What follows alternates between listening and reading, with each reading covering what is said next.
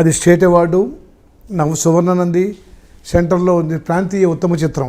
రంగుల రాట్నం సినిమాలో ఎలా బుక్ అయ్యారు? అప్పట్లో రావడానికి చిన్న అదృష్టం కూడా వచ్చింది. అప్పట్లో చాలామంది సీనియర్ ఆర్టిస్టులతోనే సినిమాలు తీస్తున్నారు. మహా అయితే రామారావు, నాగేశ్వరరావు, కాకపోతే కాంతారావు, అలా ఏదో అంతకంటే ఎక్కువ అప్పుడప్పుడు ఏదో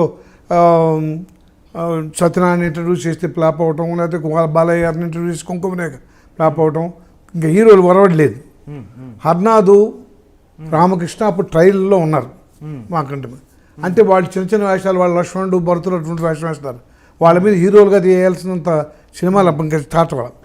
కానీ ఆద్యుడు ఆదురు సుబ్బారావు గారు అసలు మొత్తం ట్రెండ్ మార్చేశాడు. ఆయన కొత్త వాళ్ళతో చేసి సినిమాలు తీసి మన పగడబందీగా టెక్నాలజీ, మంచి మ్యూజిక్ ఇచ్చి, వాళ్ళకంతా మంచి ప్యాడింగ్ ఇచ్చి చేస్తే అంత బ్రాండ్ న్యూ పెట్టుకుంటే చేయగలనని చెప్పి తేనె మనసులు అనౌన్స్ చేశాడు. ఆ తేనె మనసు సెలక్షన్స్లో అప్పట్లో కాలేజీలో డ్రామాలు అవన్నీ వేస్తూనే నన్ను అందరూ ఎంకరేజ్ చేస్తే నేను ఆల్రెడీ బాపట్ల చేసి ఏలూరులో ఆఫీసర్గా పనిచేస్తున్నా. ఫస్ట్ పోస్టింగ్ మాకంతా చాలా డిమాండెడ్. మేము agriculture college graduates final year అయిపోతున్నాం, కానీ ఇమీడియట్గా మా జాబ్ రెడీగా ఉంది. 64 వెళ్ళి ఏలూరులో అగ్రికల్చర్ ఎక్స్టెన్షన్ ఆఫీసర్ అనేవాళ్ళు, ఏఈఓస్ మమ్మల్ని. ఒక డిఏఓ కింద చేస్తుంటే ఇది అక్కడ కూడా డ్రామాలు ఇవన్నీ కాలేజీలోను అది ప్రొఫెషన్ అవుతుంది అనుకోలేదు. బట్ అందరు రెచ్చగొట్టారు. తేనె మనసులు అందరూ వెళ్తున్నారు. అందరూ ఏలూరు నుంచి కూడా చాలా మంది కుర్రాళ్ళు వెళ్తున్నారు.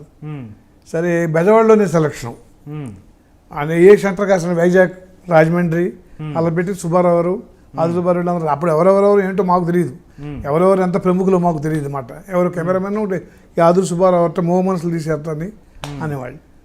అప్పుడు వీళ్ళు నామాన్ని హైదరాబాద్లో సెలెక్ట్ చేశారట. తర్వాత అప్పుడు మమ్మల్ని ఫోటోలు తీసుకుని చాలా తక్కువ మందిని పంపించేశారు. రాలా. తర్వాత 1 year గ్యాప్, ఏదో ఒక 6 months గ్యాప్. వాళ్ళ కని మనసులు ఎలా చేస్తే మళ్ళీ వెళ్ళాం. మళ్ళీ వెళ్తే ఈ కృష్ణరాజు కూడా వచ్చాడు. అది అప్పుడు కృష్ణరాజు నాకు తెలియదు. వారుగా ఉన్నది ఏంటి ఇంత మంచి పర్సనాలిటీస్ వస్తే నేను ఇంతున్నాను వీళ్ళ ముందు. అసలు క్వశ్చన్ లేదు మనం సెలెక్ట్ చేయటం అనేది, సెలెక్ట్ అవ్వటం అనేది అని అనుకున్నాను. నేను కూడా చెప్పాను చాలా కష్టంగా సినిమా ఛాన్స్ అంటే అని చెప్పాను మా ఫ్రెండ్స్ అందరికీ. మళ్ళీ మామూలు జాబ్ చేసుకుంటున్నాను, పెళ్లి కాలేదు నాకు, బ్యాచులర్. తర్వాత అప్పుడే ట్రైల్స్లో ఉండగా కూడా మా ఫాదర్ పోయాడు. 2 sisters మ్యారేజ్కి ఉన్నారు. అందువల్ల మా ఎటువంటి అవుట్ ఒక జాబ్ తప్ప ఇంకా మిగతా పిచ్చ వేషాలు వేయద్దండి మా మదర్. ఇది ఏంట్రా సినిమాలన్నీ వద్దు, అవన్నీ అసలు బ్యాడ్, అట్లా మీడియానే మంచిది కాదని ఆవిడకి అభిప్రాయం. సినిమాల్లో గడిపితే చెడిపోతారని.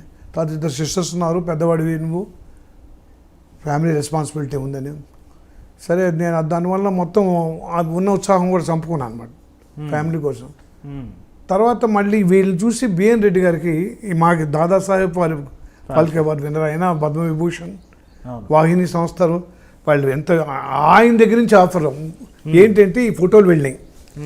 ఇక్కడ ఎక్కడ వెళ్ళినా మేము ఇచ్చాము ఫోటోలు. కానీ ఆయన ఎవరైనా కొత్త వాళ్ళలో మంచి వాళ్ళు ఉన్నారంటే వాటిలో కొంచెం డిస్కార్డ్ చేసి అంత సెలెక్ట్ చేసిన వాళ్ళలో కొంతమంది బాగున్నారండి. అప్పుడు కొంచెం బాడీ బిల్డింగు సరదా నాకు, బాడీ బిల్డింగ్ మంచి నొక్కులు చింత చుట్టూ అని ఉండేది. అది ఒరిజినల్గా ఉంది.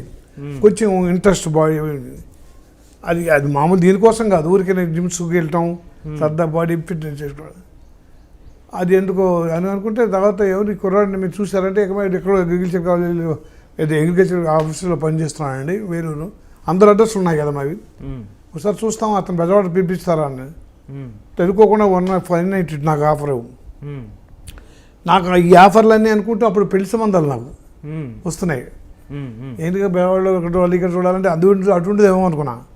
కానీ సినిమా ఆపరేట్ 6 నెలలు అయింది మర్చిపోయి వాళ్ళు ఏదో మా సుబ్బారావు లేదట ఎవరో పెద్ద వాహిని సంస్థ, వాహిని విజయ అంటే శాలరీకి పనిచేశారు వీళ్ళు.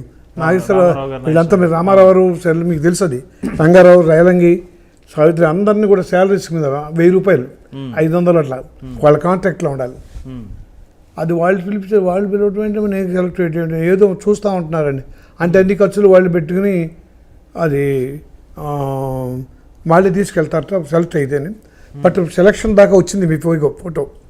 సో విజయవాడ వచ్చి వాళ్ళ డిస్ట్రిబ్యూటర్స్ వాళ్ళ ఆఫీస్లో వాళ్ళ కో డైరెక్టర్స్ వాళ్ళు ఎవరు వస్తారు అంటే నాతో పాటు 15-20 మంది ఉన్నారు, నేను ఒక్కడే కాదు. ఆడామోగా ఉన్నారు. మ్మ్. విజయవాడ సెంటర్ పెట్టారు.